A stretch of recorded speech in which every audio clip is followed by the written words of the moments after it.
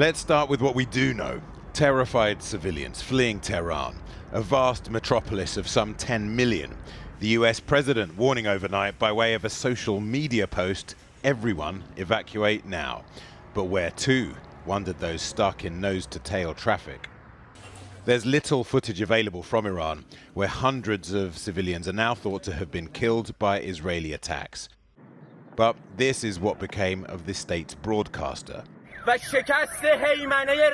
A reporter, hands smeared in blood, after the attack that reportedly left at least 2 dead, saying, "I don't know how many of my colleagues were inside. I was on the first floor when the bombing happened."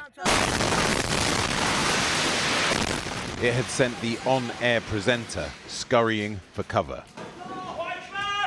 Also making a hasty exit, but for reasons as yet unclear, President Trump abruptly leaving the G7, where leaders had just issued a communiqué backing Israel, but pointedly not calling for a ceasefire.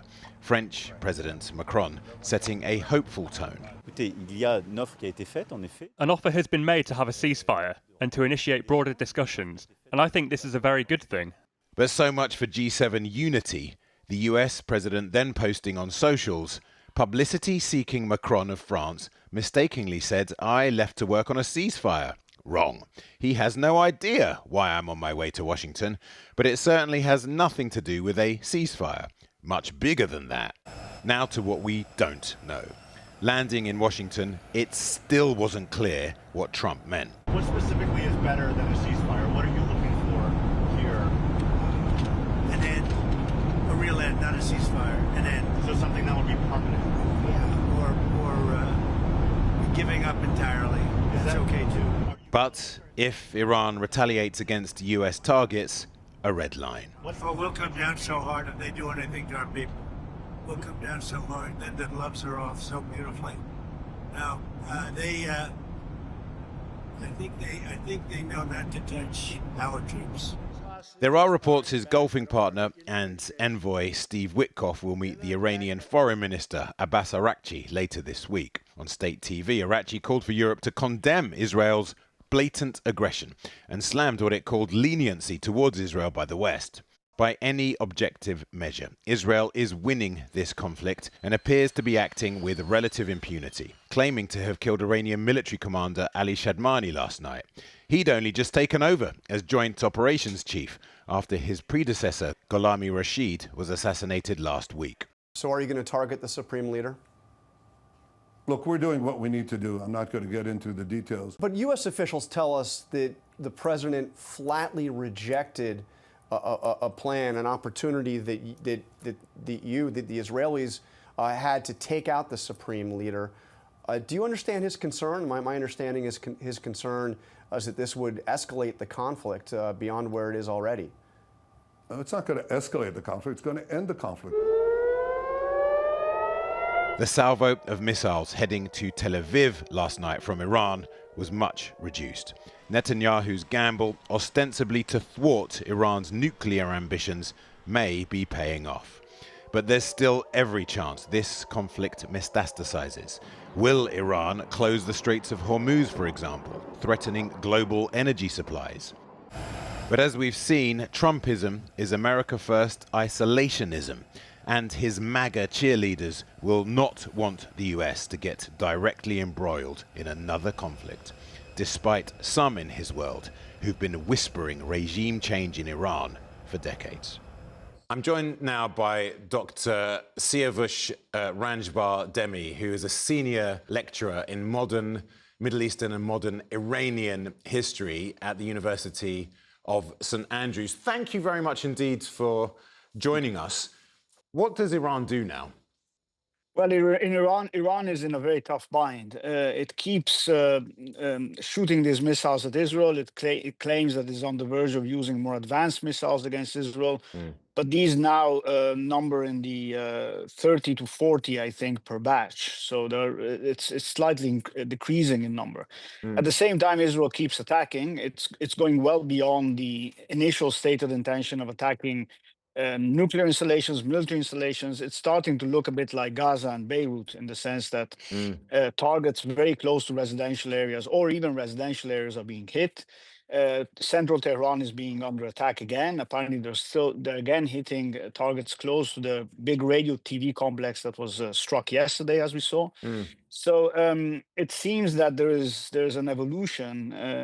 The Israeli plans are evolving, and in the middle we have this attitude by Donald Trump that's hard to decipher, I think, in Tehran as well. At times he seems keen on some form of negotiation. At others he seems to be, especially in the last few hours, pouring cold water over it. One of the things that it is to some degree disputed, but this idea that President Trump vetoed an Israeli plan to target the supreme leader, has that discussion landed in Tehran, in Iran? What will Iranians make of this idea that the Israelis want to assassinate the supreme leader? Well, it's difficult to say, but what we're seeing since Friday is a continued spate of assassinations. So today, the replacement of one of the generals that was killed at the very beginning of the offensive on Friday apparently was assassinated. That's what the IDF claims. The Iranians haven't confirmed it yet. That hasn't finished. Iran hasn't managed yet to fix the intelligence situation.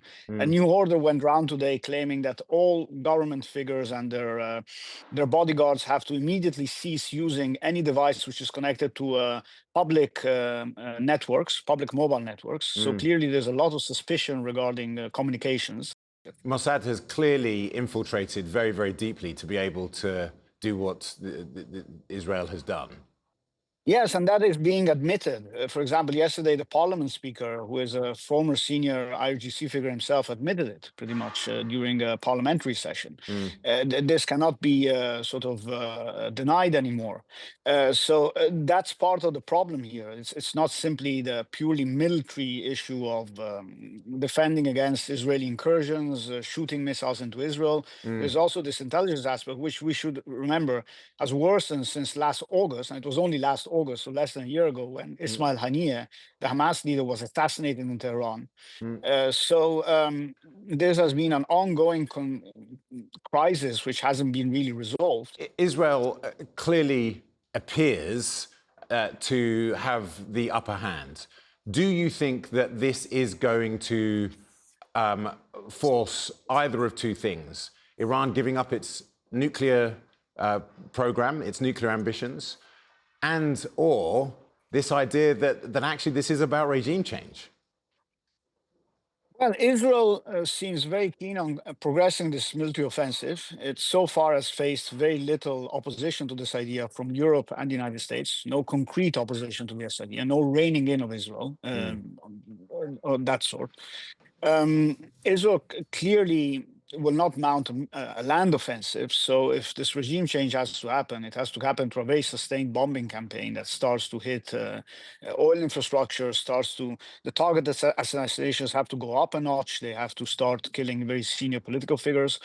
But there doesn't seem to be any political endgame here. Israel doesn't have a ready-made alternative, a political alternative with which to replace the Islamic Republic. I don't think a regime change, anybody riding on the shoulders of such an Israeli offensive, which is, remember, causing a lot of civilian victims, terrorizing the Iranian population, word is causing mass exodus from Tehran and possibly other cities, will result in a new leadership, a new state system, which will be accepted. So in your view, a credible alternative leadership simply doesn't exist? Not at the moment, no. I don't see anything on the horizon that can... Of course, we have opposition figures. We have some elements of the Iranian opposition in exile. We have a lively dissident civil society, which is very different from, say, the son of the Shah, Reza Pahlavi.